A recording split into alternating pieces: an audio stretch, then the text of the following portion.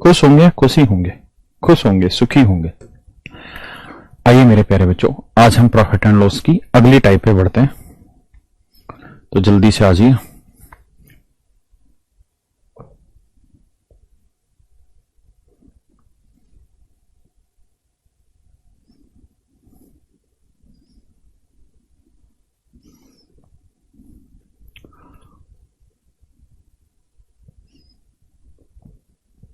आ जाइए मेरे बच्चों, यहां से अब जो हम क्वेश्चन कर रहे हैं ये बिल्कुल सेपरेट टाइप है, एक डिफरेंट टाइप है। तो इस तरीके के क्वेश्चन को पढ़िए, फिर सिखाता हूं, फिर इसी पे आज काफी सारे एग्जाम्पल लेंगे।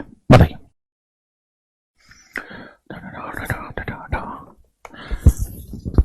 चलिए जी।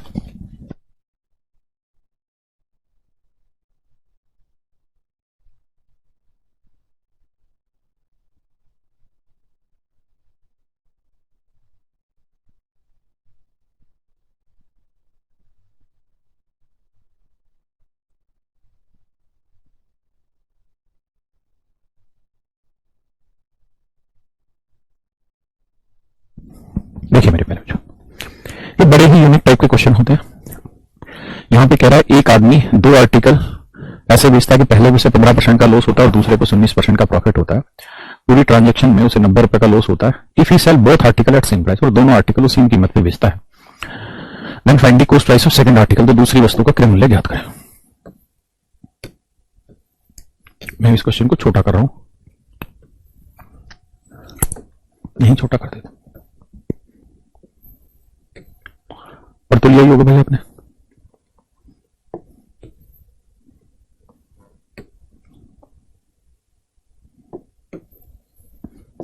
आइए जी, देखिए जी, ऐसे सवालों में क्या करिए, अपनी मर्जी से डाटा को कुछ भी उठा के बढ़ जाइए, अपनी मर्जी से डाटा को उठा के बढ़ते जाइए। जैसे उसने कहा कि भाई दो आर्टिकल है, ये पहला आर्टिकल है मेरे प्यारे बच्चों, ये दूसरा आर्टिकल है, हाँ है ना। कह रहा जी पहले आर्टिकल को उसने 15% लॉस पे बेचा, तो मेरे प्यारे बच्चों 5% की फ्रैक्शन क्या होती है, आप कहेंगे सर 1/20, तो 15% की क्या हुई जी 3/20। 5% की मेरे बेटा 1/20, तो 15% की 3/20। यानी पहले आर्टिकल का कॉस्ट प्राइस अगर 20 यूनिट है, तो जो लॉस हो रहा है मेरे बच्चों 3 यूनिट का है, तो बाकी सेलिंग प्राइस कितने का होगा, 17 यूनिट का। क्या आप मेरी इस बात से सहमत है, हाँ है ना, बहुत बढ़िया। अगली लाइन में कह रहा है कि दूसरे आर्टिकल को 19% प्रॉफिट पे बेच रहा है, तो 19% की तो स्टैंडर्ड फ्रैक्शन 19/100 होगी।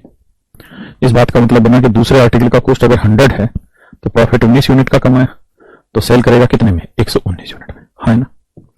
मेरे प्यारे बच्चों, जैसी लैंग्वेज थी आपने वैसे कर ली, इसमें कोई बुराई भी नहीं है, आप जैसा चाह रहे वैसे करते चले जाइए, लेकिन जिस कंडीशन को सेटिस्फाई कराना चाहता है उस कंडीशन को आखिर में सेटिस्फाई कराइए।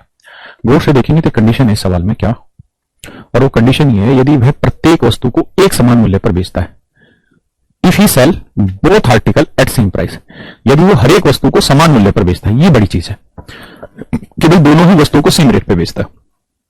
तो इसका मतलब ये हुआ कि मेरे प्यारे बच्चों दोनों आर्टिकल का आपको सेलिंग प्राइस सेम करना होगा। अगर सेम नहीं करेंगे तो दिक्कत आएगी। तो कैसे सेम करें, तो इसे गुना कर दें मेरे बेटा 7 से, भाई दोनों को सेम करने के लिए इसे 7 से कर दोगे, 17 7 119, 119 हो गया सेम।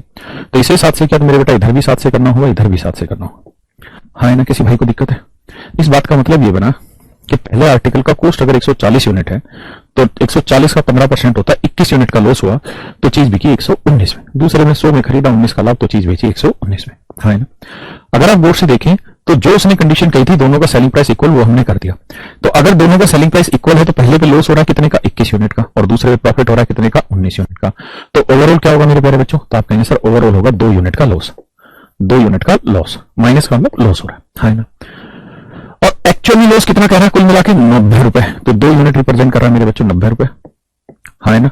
तो 1 यूनिट की वैल्यू कितनी होगी जी, 45 रुपए। तो मेरे प्यारे बच्चों 1 यूनिट की वैल्यू 45 रुपए। तो वो कह रहा है कि प्रत्येक वस्तु के समान, तो दूसरी वस्तु का क्रय मूल्य ज्ञात करें। तो मेरे बेटा अगर 1 यूनिट की वैल्यू 45 है, तो सेकंड आर्टिकल का कॉस्ट कितना है, 100 यूनिट। तो 1 यूनिट 45, तो 100 यूनिट की वैल्यू क्या बनी, 4500। यानी सेकंड आर्टिकल का जो कॉस्ट है वो 4500 रुपए, कितना है मित्र, 4500 रुपए।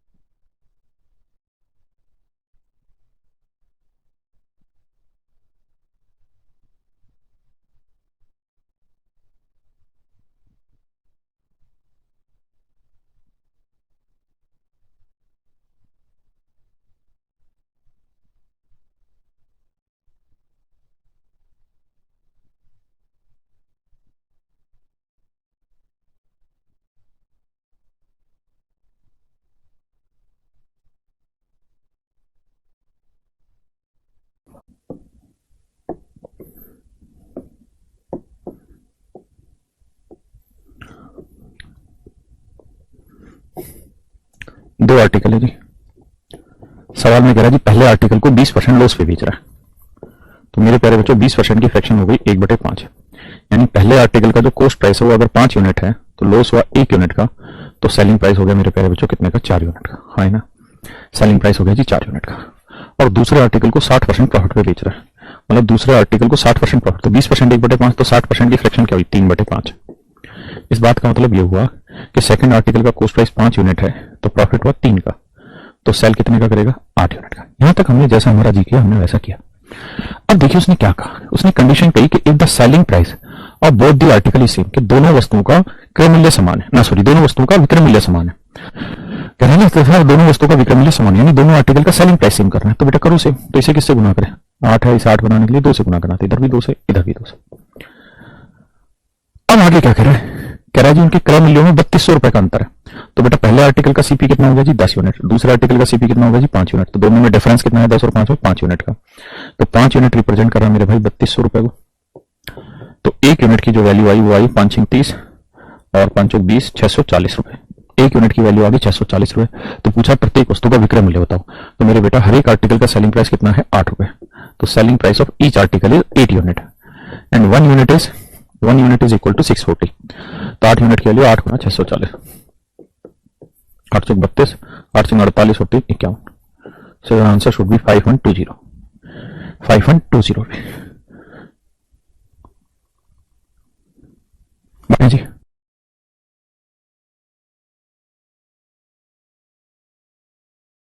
आइए भैया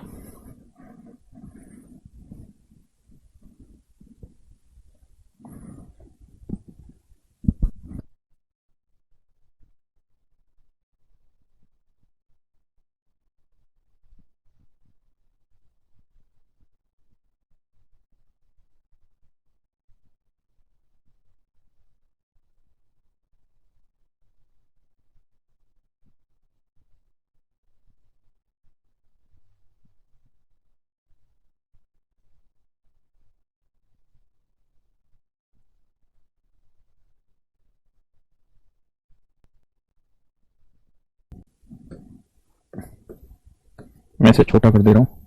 अच्छा जिस पे पीयू से मैं सही के निशान लगा दे रहा हूं ना, इसका मतलब वो सेम ही क्वेश्चन है अगले वाला, तो अगली क्लास में उसे लगाने की जरूरत नहीं। देखिए कहता भाई 3 आर्टिकल है, तीनों वस्तुओं का समान विक्रय मूल्य, मतलब तीनों ही आर्टिकल सेम रेट पे बेचे। ये पहला आर्टिकल ले लो जी, ये दूसरा, और ये मेरे प्यारे बच्चों तीसरा। हमने कुल मिला के कितने आर्टिकल ले लिए जी, 3 आर्टिकल ले लिए। 3 आर्टिकल ले लिए, तो पहले आर्टिकल का सीपी ये एसवी, कह रहा जी पहले आर्टिकल को उसने 20% प्रॉफिट पे बेच दिया। तो मेरे प्यारे बच्चों अगर पहली वस्तु को उसने 20% लाभ पे बेचा तो 20% की फ्रैक्शन क्या हुई 1/5, यानी पहले आर्टिकल का कॉस्ट प्राइस 5 यूनिट है तो 1 का कमाया लाभ तो बेचा कितने में 6 में, यानी पहला आर्टिकल 5 में खरीदा, 1 का लाभ तो बेचा कितने में 6 में। अब कहता है जी दूसरे आर्टिकल को 10% लॉस पे बेचा, तो 10% की फ्रैक्शन 1/10, यानी दूसरा आर्टिकल अगर हमने 10 यूनिट में खरीदा है तो 1 यूनिट का लॉस तो सेल कितने में किया 9 यूनिट में। और कहता है जी तीसरे आर्टिकल को 25% लॉस पे बेच दिया, तो मेरे प्यारे बच्चों 25% की फ्रैक्शन क्या हुई 1/4, यानी तीसरा आर्टिकल हमने 4 यूनिट का खरीदा है तो 1 का कमाया है लॉस तो बेचा कितने में 3 में। एक बार आप इतनी बात को चेक करिए फिर आगे चर्चा करेंगे इसमें। अब कह रहा है जी तीनों ही आर्टिकल का सेलिंग प्राइस सेम है ना।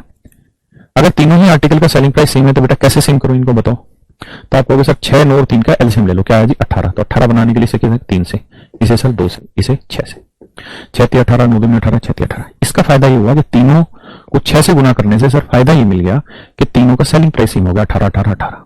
इधर 3 से किया तो इधर भी 3 से, इधर 3, इधर 2 से, इधर भी 2 से, इधर 6 से, इधर भी 6, है ना। तो मेरे प्यारे बच्चों पहले आर्टिकल का कॉस्ट हुआ 15 तो प्रॉफिट हुआ 3 तो सेलिंग हुआ 18, ऐसे ही दूसरे का कॉस्ट 20 तो प्रॉफिट लॉस 2 का तो सेलिंग 18, तीसरे का सीपी 24 तो 6 का लॉस तो बेचा 18 में। यही बात है भाई। अब क्या करें, कहता जी उसे कुल मिला के 120 रुपए की हानि हुई। तो भाई ये बताओ पहले आर्टिकल पे कितने का प्रॉफिट 3 यूनिट का, दूसरे आर्टिकल पे कितने का लॉस 2 यूनिट का, और तीसरे आर्टिकल पे कितने का लॉस 6 का। तो 6 और 2 8 में से 3 जा 5, यानी ओवरऑल मेरे प्यारे बच्चों 5 यूनिट का लॉस हो गया। ओवरऑल मेरे प्यारे बच्चों 5 यूनिट का लॉस हो गया, जबकि एक्चुअल में कह रहा है 120 रुपए का लॉस हुआ। तो 5 यूनिट 120, तो 1 यूनिट की वैल्यू आ गई मेरे भाई 24 रुपए। तो 1 यूनिट की वैल्यू 24 रुपए है ना। तो कह रहा है कि भैया हर एक आर्टिकल का सेलिंग प्राइस ज्ञात करो। तो हर एक आर्टिकल का सेलिंग प्राइस ज्ञात करो। तो सेलिंग प्राइस है जी 18 यूनिट। तो हर एक आर्टिकल का एक यूनिट 24 है, तो 18 यूनिट की वैल्यू 18 गुना 18 चौक 72, 18 दूनी 26, 36 और 7 43, 432। तो इसका मतलब हर एक आर्टिकल का मेरे प्यारे बच्चों सेलिंग प्राइस जो होगा वो 432 होगा। हाँ है ना, बढ़े आगे आइए।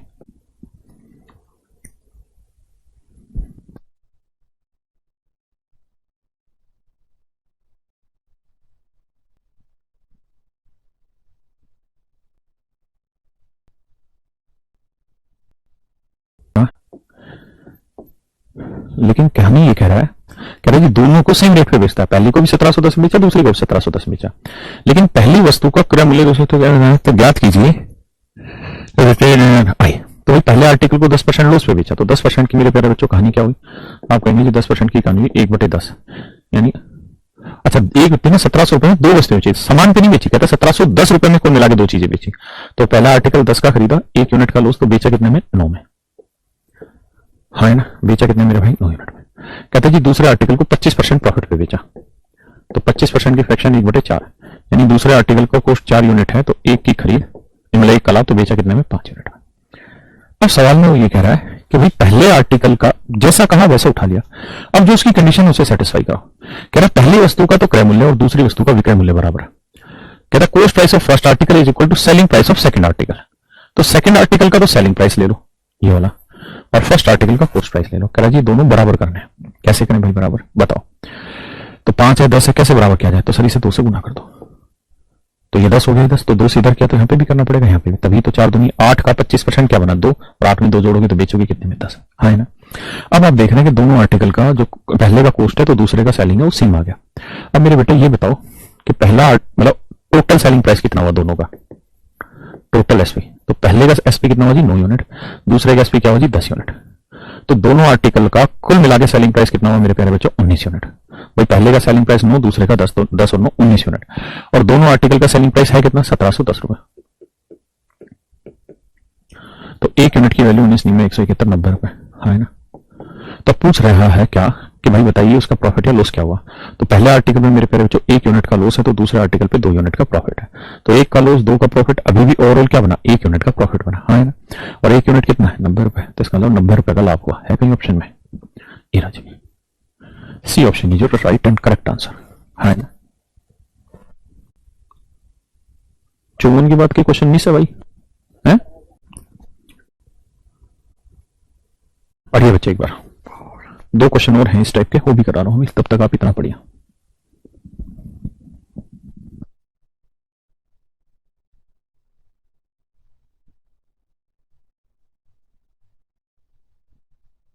बच्चा कह रहा है कि पीयूष भाई क्वेश्चन गायब कर देता है, घबराया क्यों करते हो भाई? मैं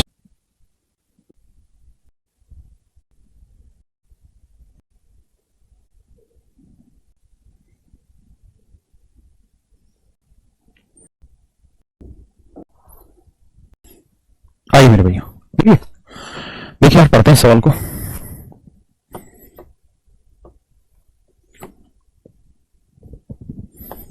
कह रहा है जी 2 article are sold for rupees this each, यानी हर एक आर्टिकल का एसपी सेम है। पहले आर्टिकल पे उसे 30% का प्रॉफिट हुआ, प्रॉफिट हुआ 30% का, 30% की फ्रैक्शन 3/10 यानी पहला आर्टिकल 10 में खरीदा तो 3 का कमाया लाभ, तो बेचा कितने में? 13 यूनिट। ये हुआ मेरे भाइयों पहले आर्टिकल का सेलिंग प्राइस। और कहता है दूसरा आर्टिकल पे उसे 26% का लॉस हुआ, तो 26% की फ्रैक्शन चाहिए। तो भाई ये बताओ 2% की क्या होती है? 1/50, तो 13 गुना है तो 13/50। इस बात का मतलब मेरे बच्चों ये हुआ कि दूसरे आर्टिकल को हमने खरीदा 50 में, तो मेरे बच्चों 13 यूनिट आपने कर दिया लॉस।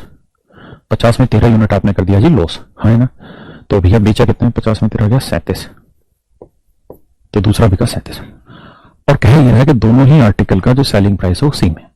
कहता प्रत्येक को 962 रुपए में बेचा। तो मेरे प्यारे बच्चों लफड़ा ये हो गया कि 13 और 37 को बराबर कैसे करें? हाँ है ना। कैलकुलेशन होगी, कोई दिक्कत नहीं, करनी तो पड़ेगी। बच के कब तक जाएंगे? लौट के बुद्धू घर ही आएंगे। तो इधर 13 से गुना करना पड़ेगा आपको, 37 से, और इधर करना पड़ेगा 13 से। इधर 13 से करोगे, इधर 13 से, तो मेरे बच्चे पहले आर्टिकल में प्रॉफिट कितना हुआ वो निकाल लेते हैं। तो 3 7 21, 3 3 9 2 11, 111। और दूसरे आर्टिकल पे लॉस तो 13 13 169। तो कुल मिला के क्या हुआ जी, 9 में से 1 गया 8, 6 में से 1 गया 5, 1 में 1 गया 0, यानी 58 रुपए का लॉस हुआ। हर एक मतलब कुल मिला के हर एक पे 58 यूनिट का लॉस हुआ। कितने का लॉस हुआ? 58 यूनिट का लॉस हुआ। अब मेरे प्यारे बच्चों मैं चाहता हूं कि आप ओवरऑल सीपी निकाल के बताएं मुझे। तो कहेंगे 10 गुना 37 करेंगे तो सर पहले आर्टिकल का सीपी आया 370, दूसरे में 50 गुना 13 करेंगे तो 13 5 65, 650 आ गया। जोड़ेंगे तो सर 0 आएगा और 5 7 12 आएगा और 6 3 9 1 10, 1020 आएगा। हाँ ना, 6 3 9 1020, ठीक है। तो लॉस परसेंट का सूत्र हो जाएगा sir loss upon CP into 100। ये हुआ मेरे प्यारे बच्चों हमारा लॉस परसेंट। हाँ ना, ये हुआ जी हमारा लॉस परसेंट। तो सवाल में कह रहा था जी प्रॉफिट परसेंट है लॉस परसेंट है। तो सबसे पहली बात तो ये हुआ कि जी लॉस हुआ तो प्रॉफिट का तो आंसर कट गया, यानी लॉस हुआ है। अब दो है मेरे बच्चों ऑप्शन, पहला 5.7% लॉस, दूसरा 6% लॉस। हाँ ना, पहला 5%, दूसरा 6% लॉस। मेरे प्यारे बच्चों मैं आपको सिर्फ ये कह रहा हूं कि आप 1020 का 6% निकाल के बताइए लगभग क्या बनेगा। जल्दी जल्दी निकाल देंगे। 0 6 2 12, 0 1 6 कम 612, यानी 61 रुपए 20 पैसे। जबकि हमारा उत्तर क्या है? 58 रुपए। यानी अगर 6% आंसर होता तो 1020 का 6% लगभग उत्तर आता 61.20, जबकि हमारा क्या है? 58 कम है, तो इसका 5.7% लॉस है। पूरा कैलकुलेट भी मत करिए, फिर भी करना पड़ेगा। ये करा चुका हूं भाई मैं पहले ही।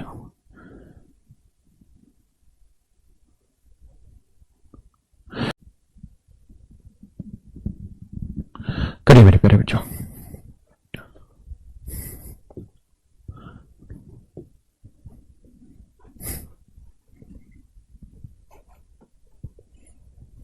करिए मेरे भाई करिए। एसपी कुल इसलिए किए क्योंकि एसपी बताया था कि दोनों का एसपी सेम है।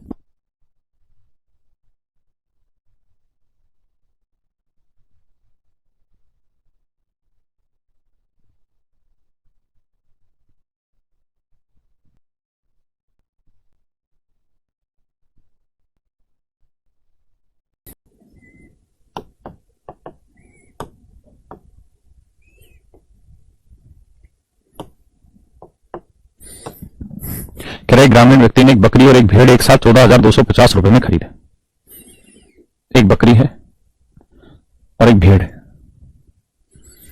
कहता जी उसने भेड़ को 10% लाभ पर बेचा। तो मेरे प्यारे बच्चों 10% की फ्रैक्शन क्या हुई? तो आप कहेंगे 10% की फ्रैक्शन हुई सर 10 में चीज खरीदी, एक का लाभ कमाया तो बेचा 11। और बकरी को 20% हानि पर बेचा तो 20% की फ्रैक्शन क्या हो गई जी? 1/5, यानी बकरी 5 यूनिट में खरीदी, 1 यूनिट का लॉस, तो बेची कितने में? 4 यूनिट में। ये मेरे प्यारे बच्चों हमारा सेलिंग प्राइस हो गया। अब कह रहे थे दोनों जानवरों को समान मूल्य पर बेचा होता। कह रहे थे अगर उसने दोनों ही जानवरों को समान मूल्य पर बेचा होता तो अगर दोनों आर्टिकल का सेलिंग प्राइस सेम है तो इसे किससे गुना करें? 11 से। तो इधर किससे गुना करें? 4 से। दोनों का एसपी क्या होगा मेरे भाई? सेम। किसी भाई को दिक्कत है? नहीं। यही तो उसने कहा कि दोनों का सेलिंग प्राइस सेम है, सेम कर दिया। तो इधर 11 से, इधर 11 से, इधर 4 से, तो इधर 4 से।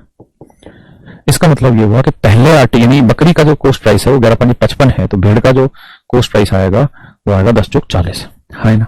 तो बकरी का कॉस्ट प्राइस भैया 55 यूनिट है, तो भेड़ का कॉस्ट प्राइस जो आएगा वो आएगा 40 यूनिट। जोड़ोगे तो ये आएगा 95 यूनिट। दोनों का कॉस्ट प्राइस 95 यूनिट रिप्रेजेंट कर रहा है दोनों के कॉस्ट को, और ये रिप्रेजेंट कर रहा है 14,250 रुपए। कह रहा है जी दोनों की कॉस्टिंग है 14,250 रुपए।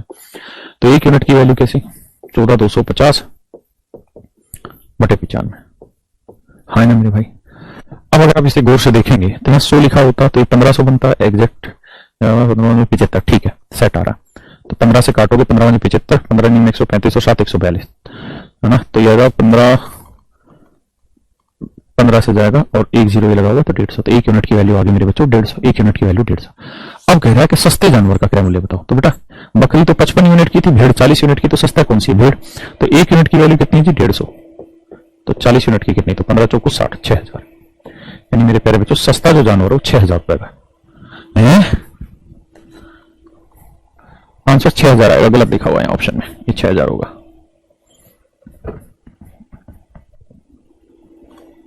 हाँ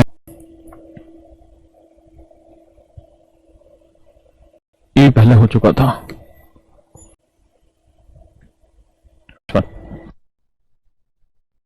बस बाय। राजा से कैसे सवाल पूछ सकता है, वो क्वेश्चन नंबर 55 और 56 है। 56 में बिल्कुल कैट लेवल है, 55 फिर भी मींस लेवल तक माना जा सकता है। करिए जी।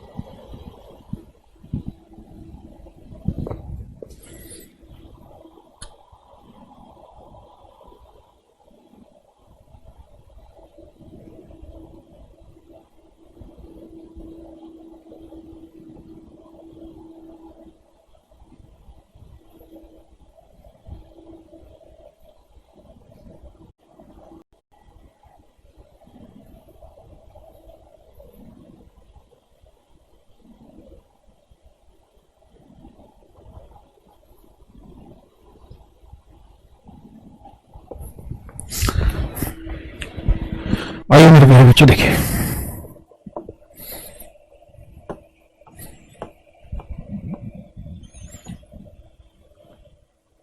समझने का प्रयास करें। कह रहा है ए और बी प्रत्येक का विक्रय मूल्य 1800 रुपए। इसका प्रत्येक का विक्रय मूल्य मतलब दोनों का जो सेलिंग प्राइस है वो सेम है। 1800 रुपए प्रत्येक मतलब दोनों का जो सेलिंग प्राइस है वो क्या है मेरे बेटा, सेम। यानी जितना सेलिंग प्राइस ए का होगा उतना ही सेलिंग प्राइस बी का होगा। अब कहता है दोनों को ही प्रॉफिट 20% हो रहा है। कहता है दोनों को ही जो लाभ हो रहा है मेरे बेटा 20% हो रहा है। बट ए अपने प्रॉफिट की कैलकुलेशन सेलिंग प्राइस पे करता है। ए अपने प्रॉफिट की कैलकुलेशन सेलिंग प्राइस पे करता है ना, और बी अपने प्रॉफिट की कैलकुलेशन कॉस्ट प्राइस पे करता है। दोनों को ही 20% प्रॉफिट हो रहा है। तो मेरे प्यारे बच्चों 20% की फ्रैक्शन हो गई जी।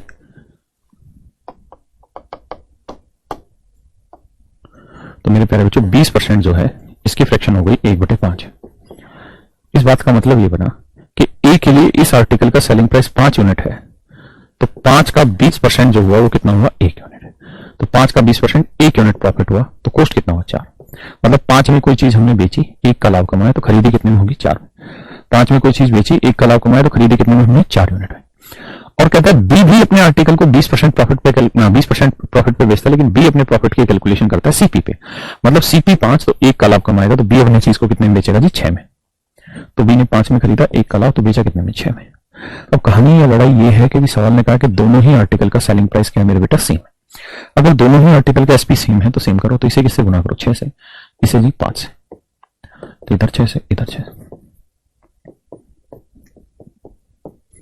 है ना, किसी भाई को दिक्कत है जी, नहीं। तो अब देखिए पहले का भी एसपी 30 आ गया, दूसरे का भी एसपी 30 आ गया। पक्का जी। पहले पे 6 यूनिट का प्रॉफिट, तो दूसरे पे 5 यूनिट का प्रॉफिट। पहला 24 में खरीदा, तो दूसरा 25 में खरीदा। अब पूछा क्या, उस पर याद करना है। कहता हर एक का एसपी 1800 है, तो दोनों, तो उनके क्रय मूल्यों का अंतर बताइए। तो भाई दोनों के सीपी का डिफरेंस कितना होना, ये 25 यूनिट है, ये 24 यूनिट है, तो दोनों के सीपी का डिफरेंस बना मेरे बेटा 1 यूनिट, है ना। और हर एक आर्टिकल का जो सेलिंग प्राइस है वो कितना बना जी, 30 यूनिट। 30 यूनिट हर एक का, भाई पहले का भी 30 यूनिट, दूसरे का 30 यूनिट, और कह रहा है कि हर एक का सेलिंग प्राइस है 1800 रुपए। तो मेरे भैया 30 यूनिट 1800 रुपए, तो 1 यूनिट की वैल्यू 1800 बटे 30 यानी 60 रुपए। तो 1 यूनिट की वैल्यू 60 रुपए। तो पूछ रहा है क्या कि भैया दोनों के सीपी का डिफरेंस बताओ। तो 1 यूनिट, तो 1 यूनिट की वैल्यू क्या आ गई मेरे भाई, 60 रुपए, है ना। पक्का, ये मेरा आंसर है। ये मैं करा चुका हूं अभी थोड़ी देर पहले। ये बहुत ही खतरनाक टाइप का क्वेश्चन है, देखते ही गोली मारने वाला टाइप का क्वेश्चन है। ये प्योर मेंस लेवल का क्वेश्चन है। अगर मेंस में क्वेश्चन बनेगा तो इसी तरीके का क्वेश्चन बनेगा, नहीं तो नहीं बनेगा। मेंस का या कैट लेवल पे, मतलब अच्छे लेवल का। पढ़िए सवाल को, फिर कराता हूं भाई, ठीक है, पढ़िए।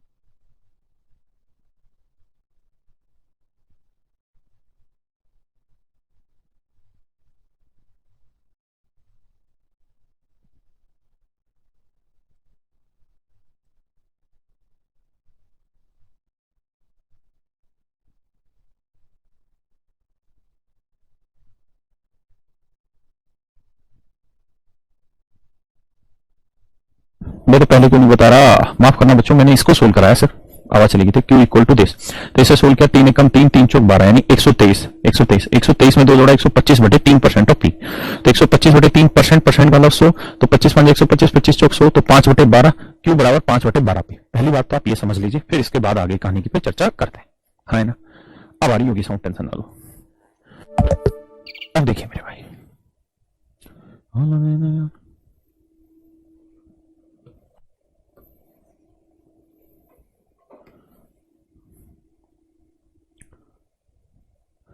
देखिए मेरे बच्चों, तो हमने यहां से ये निकाल लिया कि Q जो है वो 5 बटे 12 पी के बराबर है। अब सवाल पढ़ते हैं जी वापसी से, और अच्छी अच्छी बातें सवाल में नोट डाउन कर लेते हैं।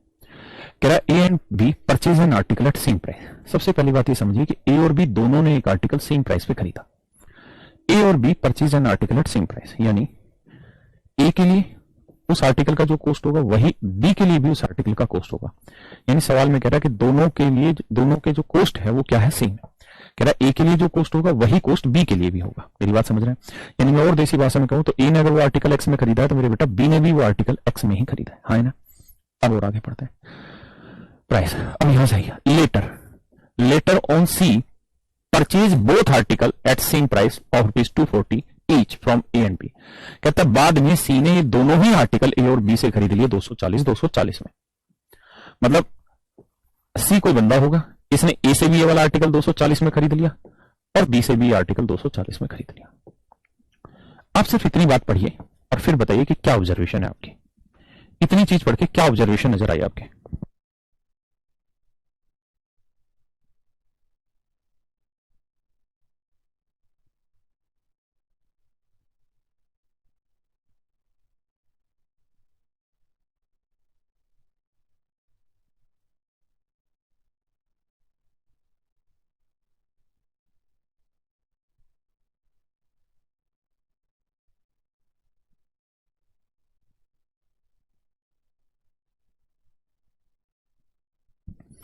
अब देखिए मेरे बेटा, मुझे एक बात बताइए सोच समझ के।